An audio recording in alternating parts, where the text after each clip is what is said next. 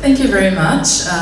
It's funny for me to be presenting this research today because I actually do a lot of work on multiple stakeholder models for urban poor electrification in India. So for example, I've done a lot of work on public-private NGO partnerships on urban poor electrification, work on NGOs as intermediaries for slum electrification. And I think at least one of those papers should be on the MSP project still, so please look it up if you're interested. Today I'm sharing preliminary findings from a different, much newer project which identifies opportunities and constraints that low-income women face, A, in accessing technologies, and B, in accessing employment in the renewable energy sector in India. Now, as actually Sandra did a lot of the background work for me, so this is easy. Concerns about environmental sustainability and fossil fuel insecurity have motivated many countries to transition to low carbon energy supplies such as bioenergy, wind, solar. Because producing and distributing renewables is much more labor intensive than producing and distributing fossil fuels, this shift is also creating new sources of employment for people. However, when we apply a gender lens to the enthusiasm for renewables, there are two very stark problems. One, women have much weaker access to technologies everywhere in the world. And B, they're already very highly marginalized in the renewable energy sector in terms of employment. So that's what led me to this topic, and that's why I started investigating it. I've essentially complemented statistical data on women's employment in renewables with ethnographic data that I've collected through interviews and focus groups in order to understand the opportunities and constraints faced by women in the renewable energy sector. A little bit about the two organizations that I collaborated with. The first is the Energy and Resources Institute in India. It's called TERI, that's the acronym TERI. It's India's leading government-funded think tank on sustainable energy. And it's a very high-profile organization, does a lot of policy work, promotes renewables. The executive director, Rajendra Pachauri, actually chairs the Intergovernmental Panel on Climate Change and shared the Nobel Prize with Al Gore, speaking of Nobel Prizes, in 2007, a few years ago. So very high-profile organization. The other organization is SEWA, the Self-Employed Women's Association, with whom I've done work for a very long time on a lot of other topics. It's, as you may know, it's a membership-based organization and a trade union founded in the city of Ahmedabad in India in 1972. And they organize low-income women for better working conditions and social security provisions. The two initiatives I looked at for this study, the first is called Lighting a Billion Lives. So the acronym is LABL. A lot of acronyms in our line of work, right? And this is a project that introduced solar lighting in about, at this point, more than 1,000 communities, but when I was doing the research, about 640 rural communities across India. And the other is SEWA's Hariali Green Energy Project. So this is a project that distributes energy efficient stoves as well as solar lanterns to various locations, members in various locations in rural and urban India. So I'll basically talk about my findings along two dimensions. One is access, and the other is employment. Obviously, in 15 minutes, I'm not going to be able to do it justice, so I hope that I'll just share very brief findings, and please ask me questions. More than 90% of rural areas in India are electrified, and the government of India has recently embarked upon a major program of grid extension and strengthening to achieve 100% electrification by the year 2017. Despite such progress, there continues to be a very strong need for access to decentralized on and off-grid energy technologies such as wind, solar, and micro hydropower. Many urban and rural households continue to supplement their energy needs with other sources such as kerosene, firewood, animal dung, agricultural residue, either because they don't have reliable access to electricity or because they cannot afford the cost. So grid electrification also does not always ensure equitable access for women and men. As an example, the grid in many rural communities will actually only extend to spaces that are typically occupied by men. So for example, courtyards, agricultural areas, and since rural women in India typically spend more time in their homes, they may not benefit equitably from grid extension and strengthening. These two projects that I looked at, they've enabled a very significant number of poor rural and urban households to become users of renewable energy technologies. So we've documented a very broad range of economic, social, health, and environmental benefits that go well beyond health and cooking, and I don't have the time to share them today. Despite the modest successes, though, we find that there are persistent obstacles to the widespread diffusion of solar lanterns and improved cook stoves into poor households in India. The high price of the technologies and the lack of adequate and appropriate financing is the biggest impediment for their dissemination. The cost of outright purchase of the technologies is completely prohibitive. The existing repayment schemes for microcredit financing, for example, they're designed to suit low-income customers, but they're still very unaffordable for many households.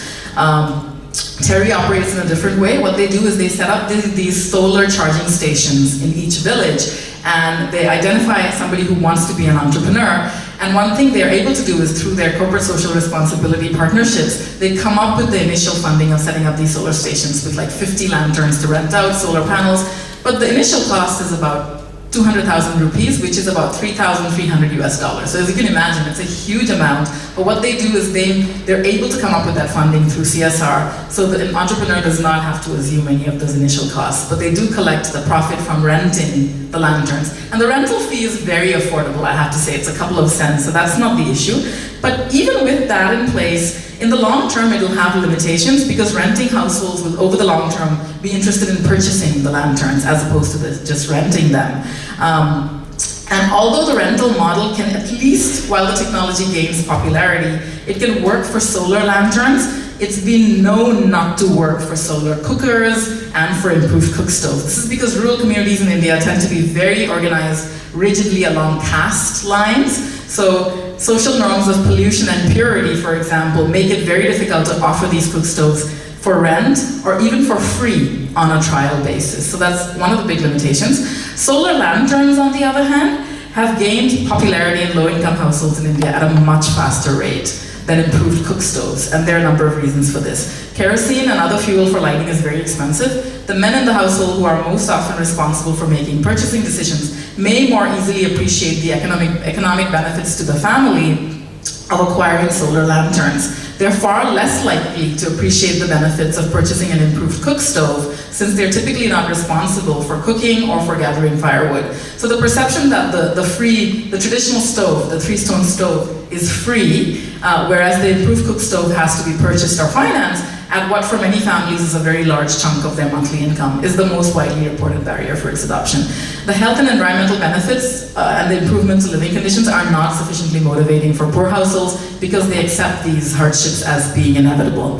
The other very interesting thing is cooking with firewood actually provides food with a very smoky flavor, and so energy efficient cook stoves can't quite replicate that. So people will often stop using it if they're accustomed to eating that food. They'll actually stop using it. Now it's important to remember that even middle class families in India had cooked on open fires or on traditional stoves. Oh my goodness, okay. Until the large-scale state-controlled introduction of liquefied petroleum gas cylinders in the 1960s and 70s. Even people my age, I think about people who were born in the 70s, may remember when we were very young going to middle-class households where they're still cooking on open fires. So most middle-class homes were convinced to compromise their taste preferences only when government subsidies and easy availability of LPG made it significantly cheaper than other fuel sources. But since renewable technologies entered the Indian market several decades later, and within a more neoliberal economic climate, it has not and probably will not benefit from the strong state intervention that made LPG the norm for cooking in middle-class homes in India. Men typically make major purchasing decisions in Indian families, so this intra-household gender power hierarchy ensures that poor households will actually purchase a solar lantern before they buy a cook stove. The commercial sector tends to take their cues from this hierarchy, and this is certainly at least why investment in energy-efficient cooking technologies remains a drop in the bucket compared to the investment in solar lighting. An energy-efficient cook stove can actually create much bigger improvements in health and living conditions. After all, 1.5 million people in India alone die every year from inhaling polluted indoor air.